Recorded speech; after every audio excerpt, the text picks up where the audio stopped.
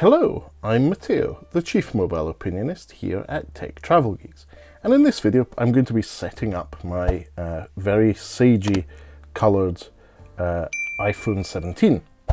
If you haven't already, you can watch our unboxing video. It's a fairly short one, there's not much in the box.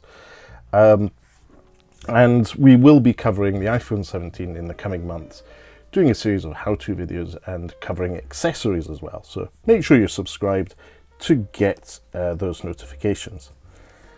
Right, so first things first, I'm going to look at the left-hand side of the screen, and the little SIM tray is there. Please be aware of the fact that if you're in the US, you will not have a SIM tray.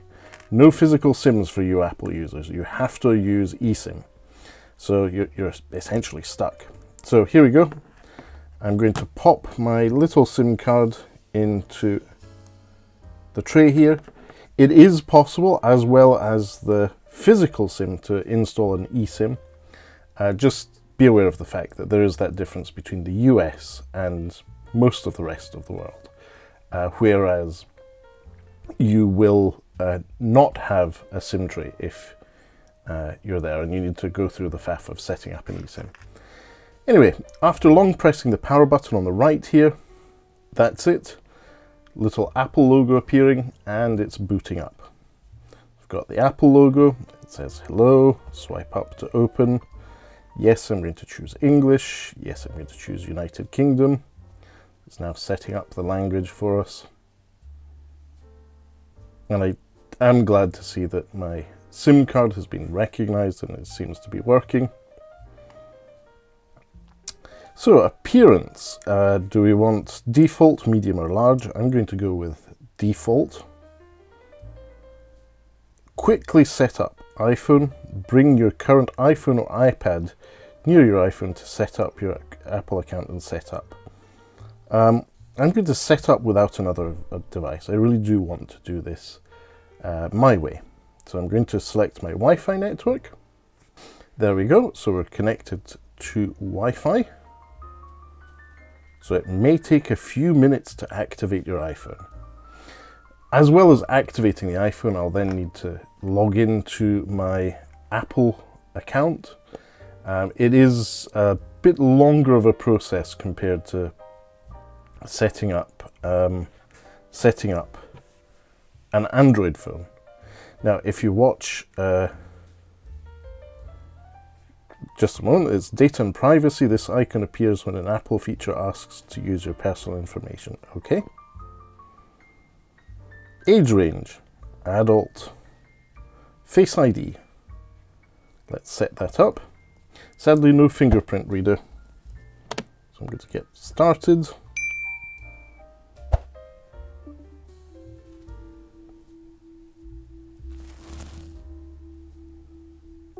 So this essentially asks me to move my face around, and there we go. Use Face ID with a mask. Yeah, let's do that. Oh no. Set up later. I don't have a face mask on me at the moment. So Face ID is now set up. That's your main security way of getting in and out of the iPhone. I'll need to set up an iPhone passcode. Okay then, so that should be set up. Transfer your apps and data. Don't transfer anything. I want to set this up as a new device. Next, I need to log in with my Apple account. And then once that's done, you need to authorize the login through an other Apple device. Now, this becomes a bit of a problem if you do not have another Apple device, but I do happen to have in my iPhone 15 Pro Max here. It is ready to go. I'm going to allow that, and now I need to enter my code. Don't try this at home. By the time you see this video, it will have expired. Or you can try, but you might actually be logging into someone else's account if you've accidentally typed in their email. So terms and conditions, okay, I agree. It's not really, you don't get really enough storage to store anything of value in your Apple account. So that's not a problem. And as part of this video, we will be going through my process of essentially Googleifying my iPhone, what apps and settings do I add to my iPhone to make it more googly, because I really do get quite frustrated by Apple apps. Okay, I update your iPhone automatically. Future software updates will automatically be downloaded. Okay.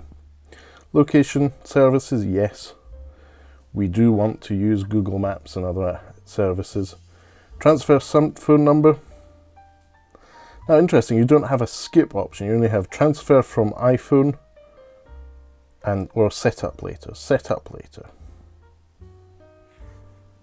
Apple Pay, set up later. I actually might not set it up. Screen time, set up later. I'm really not going to be making most of this. Do I want to share my iPhone analytics with a multi-trillion-dollar company? Don't share. They can do without it. Light or dark display? I'm definitely going with dark. Apple Intelligence. Let's set that up later. Camera control. Click the camera control to open a camera app. Click again to take a photo. Light press to adjust zoom, exposure and more. Yeah, let's turn that on. Okay, action button. So this is the one for notifications. It replaces the switch thing, the action switch, whatever it was called. We'll leave that as it is. So not now. We've got that little spinny bit up the top. It's obviously doing something in the background. Siri. No, I don't want to set up Siri because it's terrible. Emergency SOS. Okay. Let's set that up. And that should be the initial part of onboarding onto my new iPhone, the iPhone 17. Use this iPhone when sharing your location. Yeah? Let's get started.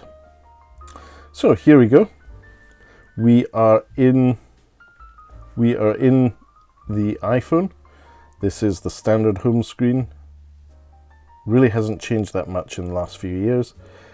First things first, let's get into the App Store and get all the apps that I need. Okay, App Store and Apple Arcade, personalized ads. Turning on personalized ads increases the relevance of ads shown by let us use data. I'm going to turn off personalized ads because I pretty much ignore them all the time. So I'm going to allow location data whilst using the app. Right, here we go. Must have apps and games, and it's already got the most used ones that I have there.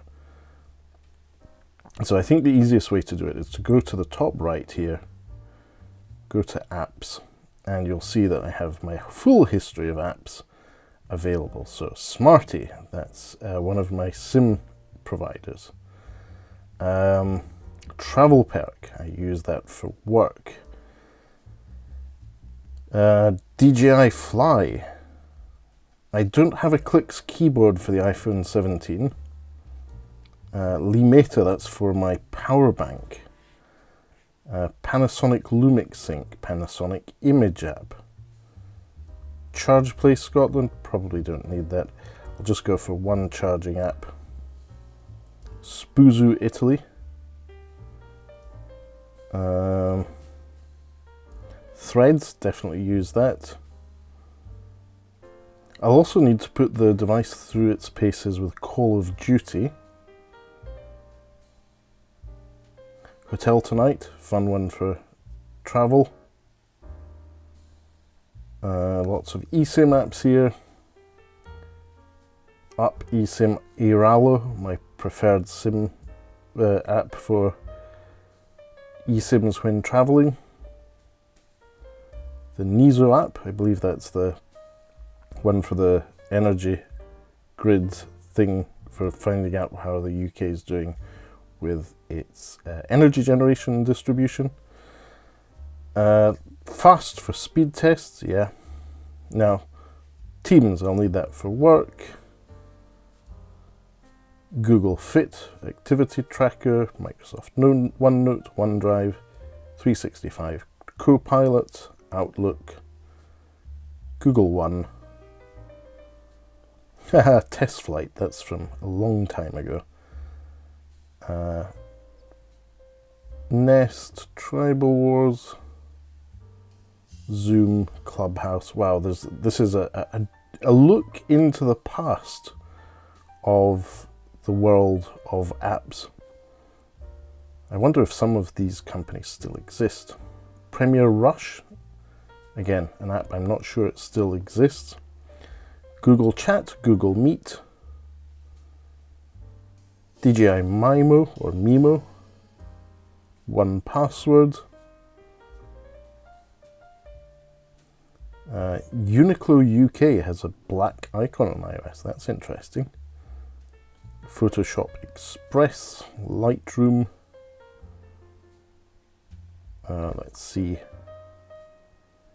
all the Virgin apps that I don't use because I no longer subscribe to Virgin. Surfshark is one of my favourite VPN apps.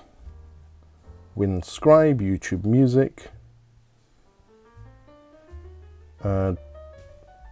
Amazon Drive, Amazon Fire TV, Amazon Prime Video, Netflix, IMDb, BBC Sounds, Instagram apps for editing content, Reddit, YouTube Studio, Snapseed, still there, Google Opinion Rewards, Gboard, Google News, Google Tasks, Google Keep, Google Slides, Google Assistant, Google Calendar, Google Photos, all the Apple apps, WhatsApp, won't be using it on this phone, Slack for work, yes, do need that, Telegram Messenger, Speed Test, Skyscanner Travel Pro, another blast from the past, KLM, yeah, there's a lot of apps that need downloaded. Wow, proper old school Skyscanner stuff here. Messenger, Flickr. Yeah, this is truly a blast from the past for a lot of content.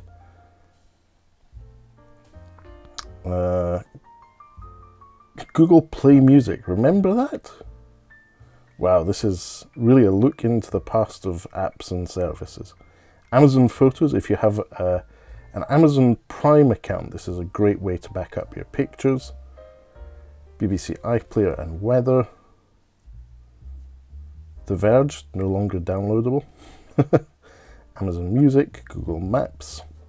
I'll avoid LinkedIn. Audible. Instagram. Google Drive, YouTube. Wow, Hangouts. That's a while. Google Chrome, Gmail. I think that's pretty much everything I need. The actual Google app might be useful. And Facebook. Now, what I didn't see was Threads. Let's see if we can find that. Maybe I just missed it. So this is going to take a while to download and install all the apps. Oh wow, Threads has already opened. So that's great. So all these apps are currently installing on the device.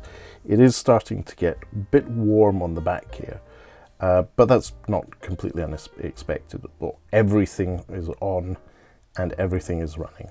And whilst we're at it, there seems to be finish setting up your iPhone. Let's see what it's suggesting we do to finish setting up our iPhone. No, it won't do Apple Pay. Siri, not really, don't want that.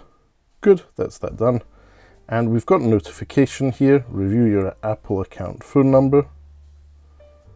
And then we've got a little reduce interruptions button. Okay, that's ongoing. Now, what I'm going to do is hope that my Google apps are there. No, not really.